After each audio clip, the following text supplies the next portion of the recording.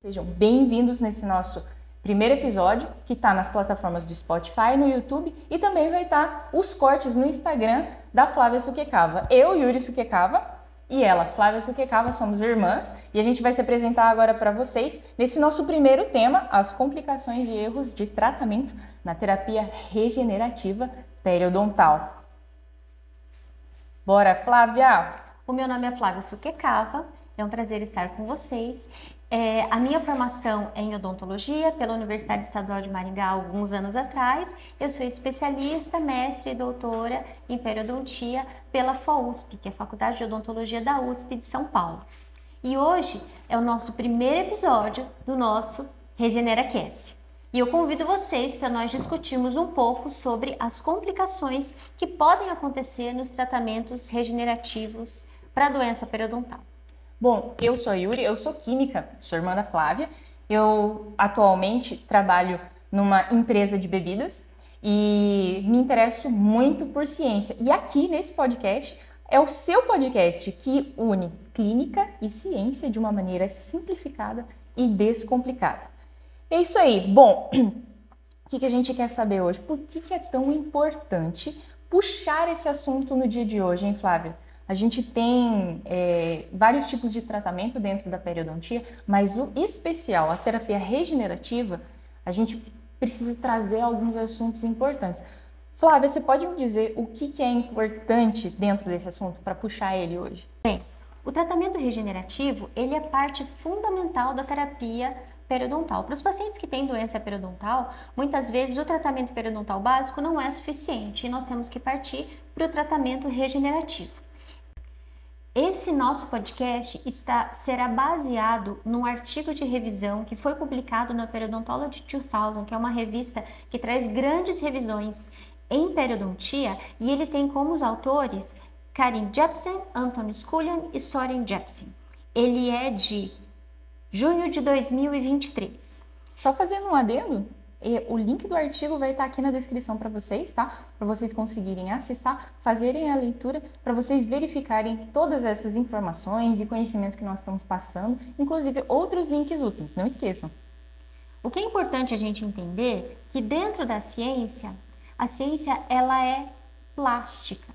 Atenção, ela não é moldável, mas ela pode mudar conforme nós vamos descobrindo, conforme os pesquisadores vão descobrindo novas informações a respeito de situações distintas. Falando para vocês, o tratamento periodontal regenerativo, ele é uma fase do tratamento periodontal. Então, nós fazemos o tratamento periodontal básico e na reavaliação nós verificamos se há necessidade ou não de alguma complementação cirúrgica ou, enfim, alguma complementação do tratamento que deve ser feita após o tratamento periodontal básico.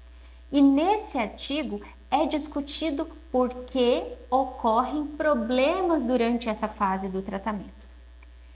Essa questão de tratamento regenerativo, ela vem lá do início da década de 90, quando os pesquisadores começaram a entender a necessidade de regenerar tecidos.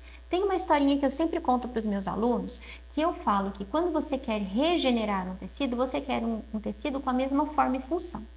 E a comparação que eu faço é com um carro. Eu tenho um carro muito caro, de muito valor agregado. Esse carro é vermelho. E alguém foi e bateu no para-choque vermelho do meu carro vermelho. Essa pessoa pegou o meu carro e levou até um reparador. E esse reparador colocou um para-choque azul no meu carro vermelho. Se fosse o seu carro, você ia aceitar? Provavelmente não. A resposta seria, pelo menos é o que eu tenho ouvido em todos esses anos dando aula, que a pessoa quer de volta um para-choque vermelho no carro vermelho. Ele quer igual ao original. Por quê? A função do para-choque não é ser vermelho. A função do para-choque é parar o choque. Mas quando você devolve um para-choque vermelho, você muda características, não a função, mas características. Quando eu quero regenerar um tecido periodontal, que também é um tecido de extremo valor para o corpo humano, eu quero um tecido novo com mesma forma e mesma função. Para o meu paciente, E tudo que a gente faz na odontologia tem que pôr fim e objetivo, o enfoque ser o paciente. O que é melhor para o paciente, não é o que o dentista, eu dentista prefiro, mas o que o paciente prefere. E o que é o melhor para o paciente? O melhor para o paciente é a regeneração dos tecidos. Imagina você, se você perdesse a sua mão direita, você quer uma reparação com uma prótese ou você quer uma mão nova? Se fosse possível, você queria uma mão regenerada, assim como ocorre com o rabo da lagartixa, assim como ocorre com o chifre do cervo. Todos os anos, o cervo perde o chifre, o alce perde o chifre, e aí ele tem a regeneração daquele chifre que foi perdido. Então, ele tem um novo chifre com forma e função igual, e a lagartixa tem um novo rabo com a mesma forma e função. Falando então das complicações. Então, nós fizemos o tratamento periodontal básico e aí nós vamos fazer a reavaliação do paciente. Na reavaliação, todo mundo já sabe disso. Nós temos que avaliar então as variáveis clínicas. Profundidade clínica de sondagem, se esse paciente apresenta um sangramento à sondagem maior do que 10% das faces sondadas, qual é o índice de placa, mas tem mais coisas que a gente tem que avaliar.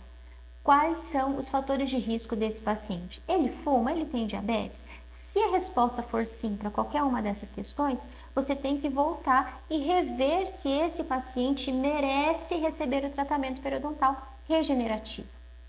A literatura traz, e eu trago isso no artigo, a literatura traz, e este artigo de revisão do Jepsen nos mostra que pacientes que fumam mais de 10 cigarros por dia, que é o paciente fumante pesado, a chance de deiscência do retalho é maior.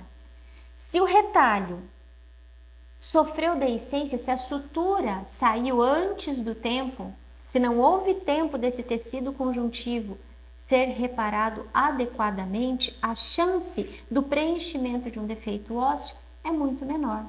A chance de uma recessão radicular, de uma recessão gengival com exposição radicular, também é muito maior.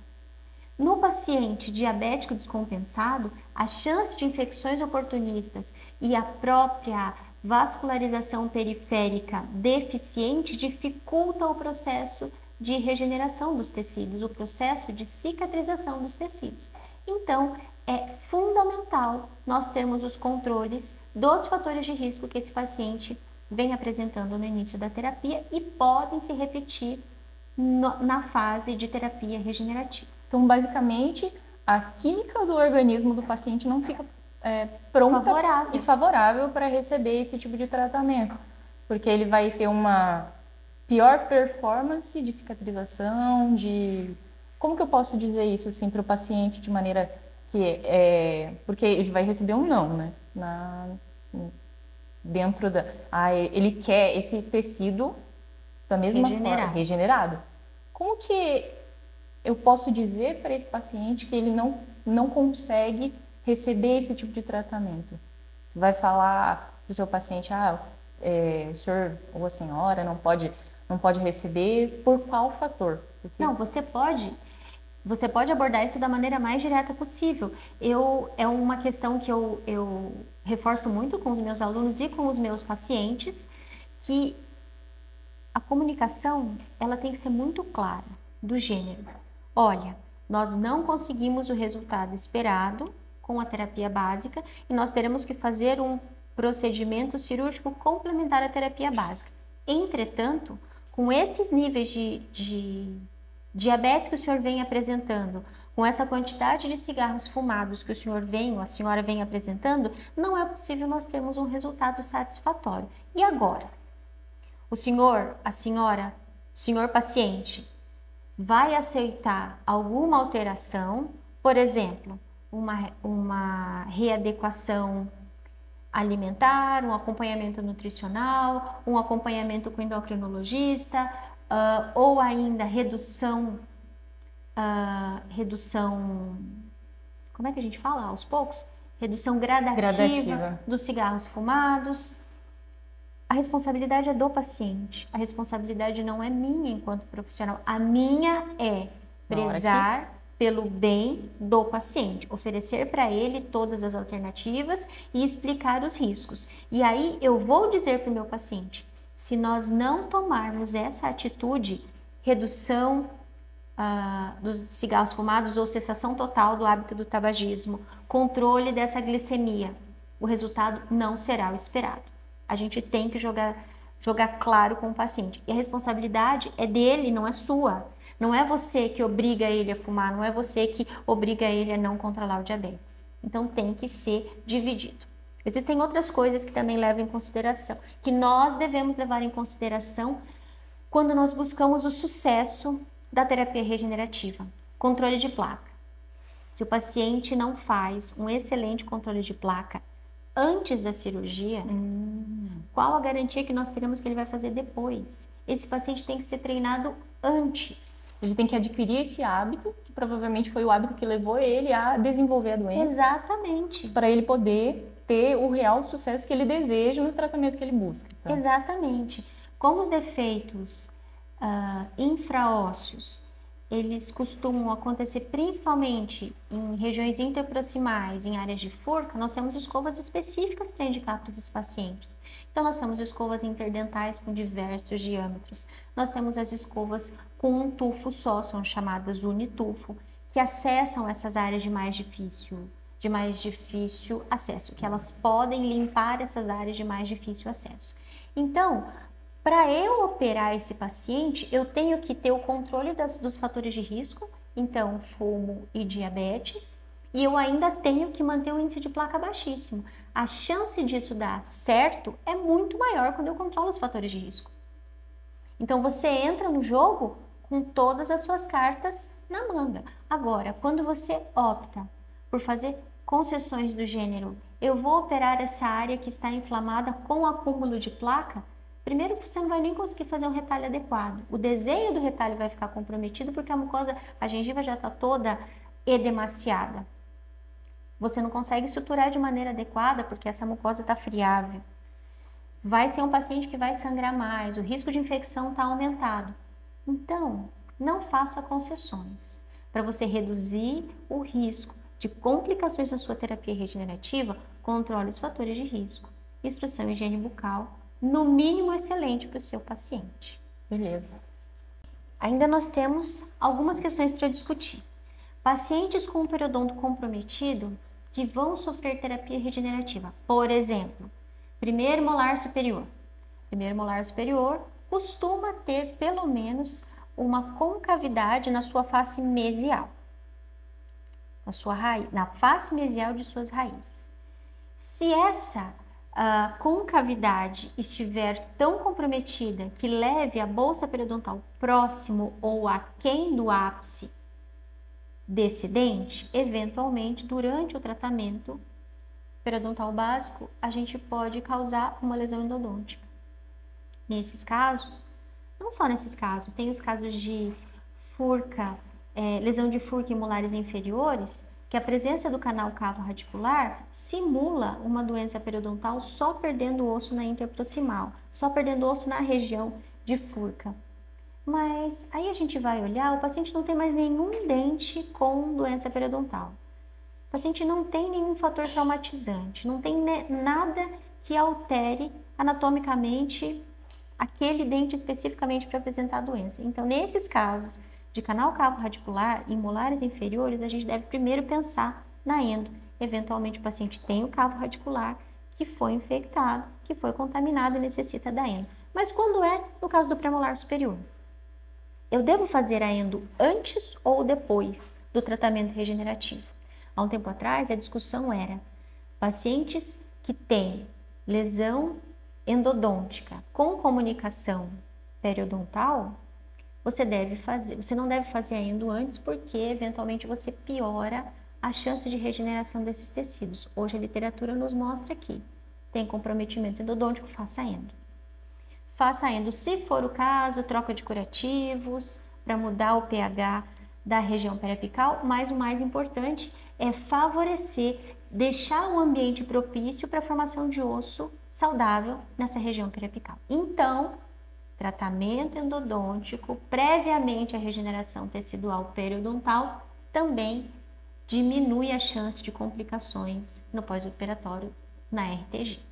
Então quer dizer que você tem que ter também uma abordagem muito multidisciplinar Com certeza. para poder tratar Sem caso a abordagem caso. multidisciplinar, dificilmente você consegue sucesso, porque o paciente com comprometimento periodontal, eventualmente ele já tem migração dentária. Então você precisa melhorar a posição dos dentes para esse paciente com aparelho, que é a ortodontia que vai trabalhar. Você tem que avaliar se não tem nenhum comprometimento endodôntico, a endo vai trabalhar. E se eu tiver restaurações ou próteses que estão invadindo os tecidos periodontais, é a dentística, a prótese que vai trabalhar.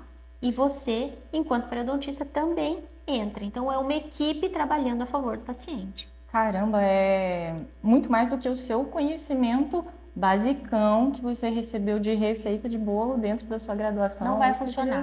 Conhecimento, Conhecimento, receita de bolo não vai funcionar, porque hoje a palavra de ordem é personalização de tratamentos. Então, desde entender os níveis glicêmicos, a necessidade desse paciente de uso de probióticos, todas essas questões elas têm que ser avaliadas hoje. Tem paciente que precisa de uma atenção especial com relação à glicemia, outros com relação aos probióticos, outros com relação à instrução higiene bucal, porque são pacientes que não têm coordenação motora suficiente para escovar em determinadas áreas e, coincidentemente ou não, são essas áreas que apresentam os piores defeitos. Claro que não é coincidência. A ciência já mostra há muito tempo, lei em 1960 e alguma coisa já falou isso. Quanto mais você acumula placa bacteriana, maior a chance de gengivite, e quanto mais gengivite você apresenta, maior a chance de perda de inserção naquela região. Então não tem sentido em não promover a higiene adequada dessas áreas. Sem higiene adequada, não tem controle da doença periodontal. Mas existe assim etapas que você segue dentro do seu raciocínio, tanto científico quanto clínico, que você faz com todos os seus pacientes, independente dessa personalização? Tem. São as etapas que nós personalizamos, né? Então, o paciente vem, a gente faz a anamnese, identifica, examina, faz uma sondagem, identifica quais são os problemas que o paciente apresenta, e aí a gente vai atacando os problemas. Primeira coisa que a gente faz é tirar dor. Segunda coisa, tratamento de infecção, controle de infecção. E aí a gente vai também tratar os fatores de risco envolvidos. É importante a gente entender que não adianta enxugar gelo. Não é só o sinal, o paciente está sangrando, então eu vou estancar o sangramento. Não é isso. Você tem que resolver o que causou o sangramento. O que causou o sangramento é acúmulo de placa, então eu removo a placa. Não faz sentido eu cuidar só do sangramento se eu não remover a placa, porque ela vai sendo retroalimentada. A condição vai sendo retroalimentada. Aí fizemos o diagnóstico, estabelecemos o diagnóstico, aí nós vamos estabelecer o plano de tratamento. Instrução e higiene bucal. Aí eu personalizo. Qual a necessidade desse paciente? E você usa alguns produtos específicos hoje em dia para você dar na mão do paciente e dizer que ele precisa fazer aquela rotina de higiene, de profilaxia para ter maior eficiência? A gente não diz de rotina de profilaxia. A profilaxia é o profissional que faz. Os cuidados com higiene pessoal, no nosso consultório, nós oferecemos as escovas, creme dental, se é importante, porque tem determinadas condições que o paciente não precisa de um creme dental em especial. Quando é necessário, a gente indica o creme dental e quando é necessário, um enxaguatório para ajudar no controle de placa. Então, essa faz parte da personalização da instrução de higiene bucal. Mas a instrução de higiene bucal tem que ser feita com todos os pacientes. Segunda fase, raspagem. Sem uma raspagem adequadamente feita, e hoje nós sabemos que as curetas são ótimas, mas os ultrassons eles têm uma capacidade de remover tecido contaminado e cálculo muito maior que a cureta sem remover tanto tecido saudável. A gente usa as pontas da CV-Dentos, por exemplo, e o que elas fazem tem uma pontinha com um diamante extra fino que ela não remove quase cemento. E o cemento é o tecido que a gente fala que é o tecido ouro do dente. É muito difícil ser formado, ele é muito pouquinho. Então é mais indicado. Aquele paciente tem bolsas muito profundas, eu vou usar pontas mais longas e finas. Ah, esse paciente tem muito cálculo e eu preciso de uma ponta mais robusta. E depois eu faço um refinamento com essa ponta de diamante mais fina e concluo com curetas de Grace. Tudo isso a gente vai personalizando, mas a fase da limpeza, que é da raspagem, boca toda, com o polimento de superfícies, tem que acontecer. Aí a gente vai esperar esse tecido cicatrizar e aí a gente vai fazer a reavaliação. Se na reavaliação for observado que ainda existem alguns lugares que nós temos que entrar com a terapia complementar regenerativa, hoje o meu material de escolha é o combo osso e membrana de colágeno. Eu gosto muito do kit da Geistlich, que vem um BioOss Collagen e uma membrana de colágeno, que é uma BioGuide, com um template. Acompanhando essa membrana vem um template que ele já te mostra, que é uma guiazinha. Você coloca em cima da sua membrana e recorta do tamanho, e aí você adequa do tamanho, personaliza o tamanho adequado para colocação naquele sítio. E ainda complementando essa fase, eu uso muito o gel de Blueme. Eu sempre tenho para aplicação imediata e o paciente leva para casa. Essa área ela tem que ficar livre de infecção, entendeu? Porque eu não posso ter infecção antes de operar. Sim, perfeitamente. E aí depois eu mantenho essa área livre de infecção com o uso do gel de Blueme. E se você não sabe onde procurar isso, a gente já vai deixar aqui na descrição também esses links úteis para você conhecer os produtos da TechSuture. Não, TechSuture não. Corta. Sim! Da TechSuture também. Da CV Dentos. Espera lá. É o seguinte. A sutura dessa região que você vai trabalhar, com regeneração tecidual guiada, existem alguns materiais que a gente trabalha com uma abordagem sem retalho, que a gente chama flapless. O Endogain, por exemplo, da Strauma. O Endogain vem uma ponta específica, você tem que ter muita destreza para conseguir raspar até lá no fundo da bolsa, mas existe essa possibilidade de trabalhar sem retalho e sem precisar, consequentemente, fazer sutura. Mas quando você vai trabalhar com a RTG clássica, que é osso, membrana e proteínas derivadas da matriz de esmalte, você vai precisar suturar esse retalho. E o nosso fio de escolha vem sendo o TechSuture, pela relação custo-benefício. É um fio que é um pouco mais longo, é um fio que ele é mais mole e o 6.0 Blue, ele acompanha o edema que o retalho faz depois que eu faço a intervenção. Então, ele não arrebenta, o retalho.